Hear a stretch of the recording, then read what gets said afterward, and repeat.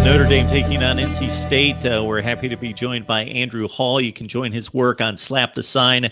Notre Dame football coverage right there for you as we get set with another big one for the Irish. They're back at home to take on NC State, both teams at 6-1.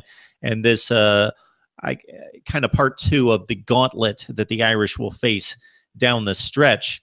One of the better offensive weapons that they will face during this run is Jalen Samuels from NC State.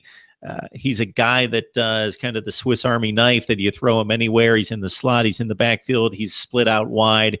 He can do pretty much anything. He's caught 54 passes for 3 touchdowns. He's also run for almost 200 yards and 7 touchdowns. He gets into the kick return game and does a lot of damage there. I don't know that Notre Dame's seen anyone like him. Ronald Jones is an explosive, great back, one of the top 5 to 10 backs in college football, but you know where you're going to find him. It's going to be next to Sam Darnold in the backfield. Your thoughts about Notre Dame, obviously coming off a tremendous defensive effort against a very talented offense, that they have to deal with a little bit of a wild card here in Jalen Samuels.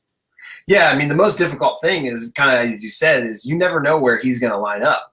So, you know, you could be prepared for him at running back. You could be prepared for him at tight end and in the slot. And, you know, and what they could do is, you know, they can shift, obviously, once they get their personnel on the field. So it's really going to be a huge challenge for Notre Dame to figure out how to scheme around him. You know, he is such a player that it's hard to categorize a player like him. I think on their depth chart, and I could be wrong, he's listed as a tight end. And, you know, most of his snaps probably come in the slot or in the backfield. So, you know, for college football fans, I think you got to love this guy. He's exciting to watch, but hopefully Notre Dame's defense will make him look slow on Saturday. Nyheim Hines, also a playmaker for NC State, carries most of the traditional attempts out of the backfield, 648 yards, 5.5 per carry, 8 touchdowns for him. A number of guys in the passing game, in addition to Samuels, that get the ball, so they spread it all over the field. Samuels does lead the team in receiving at 54 receptions. Kelvin Harmon catches a lot of plays downfield at 15-plus per catch for him.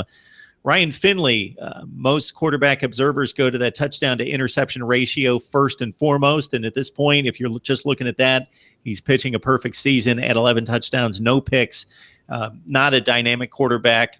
I don't want to say that he's not going to play in the NFL, that he's not going to hold a clipboard, but he's not going to be a highly touted guy on the next level with a big arm, and he's not a dynamic playmaker with his feet, but the guy knows what he's doing.